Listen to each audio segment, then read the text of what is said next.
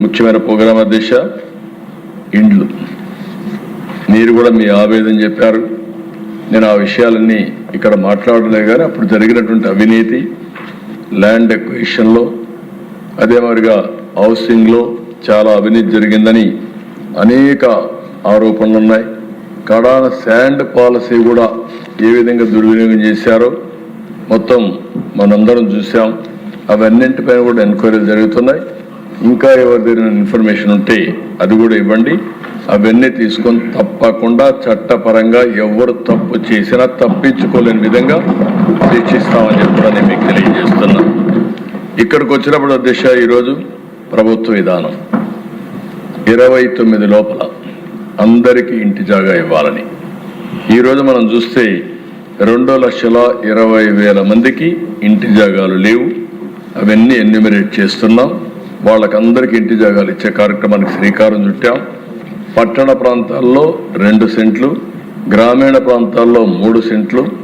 ఎక్కడన్నా కానీ ఇంటి జాగా దొరకకపోతే అపార్ట్మెంట్స్ కూడా కట్టించి 1+2 గానే మరి కట్టించి అందరికీ ఇల్లు ఇవ్వాలనేది ఈ ప్రభుత్వం యొక్క డెసిషన్ అని చెప్పి కూడా నేను మీకు తెలియజేస్తున్నా. ఈ సంవత్సరం డిసెంబర్ వరకు లాస్ట్ ఇయర్ అయితే మీరు చూశారు. ఇప్పుడే రాయచోట్ల నేనే వెళ్ళి 3 లక్షల ఇండ్లకు ఆ రోజు ప్రారంభం చేశాం. ఈ సంవత్సరం ఉగాది మార్చి కంటే ముందు, ఉగాది కంటే 2 రోజుల ముందు 3 లక్షల ఇండ్లు గృహప్రవేశాలు చేస్తామని చెప్పి గమనిస్తున్నాం. అదే సమయంలో జూన్ 2026 2,50,000 చేస్తాం.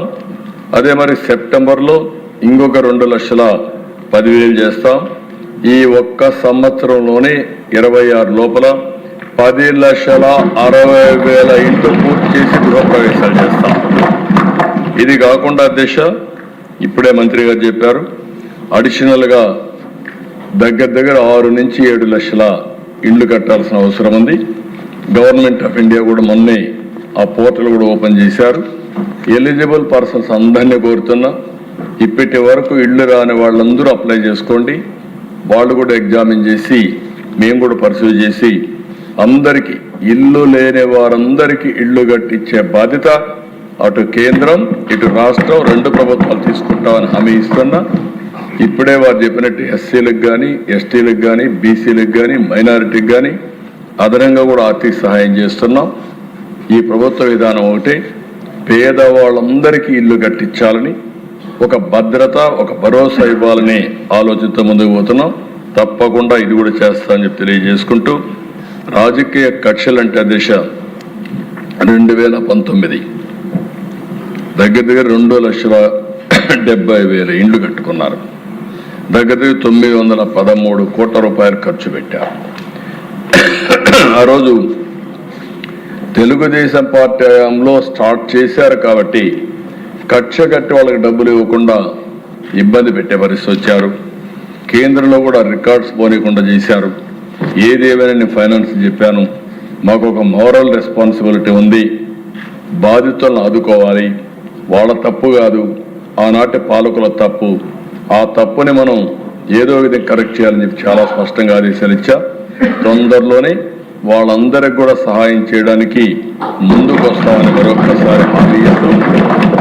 ఈరోజు ఈ ప్రభుత్వం ఒక పక్క రైతులను ఆదుకోవడం, ఇంకొక పక్కన పేదవాళ్ళందరికీ 2029 లోపల ఇల్లు కట్టించడమే కాకుండా ఇంటి జాగా లేని వారికి ఇంటి జాగాలు ఇచ్చే బాధ్యత తీసుకుంటామని మరొకసారి విజ్ఞప్తి చేస్తూ సెలవు తీసుకుంటాను.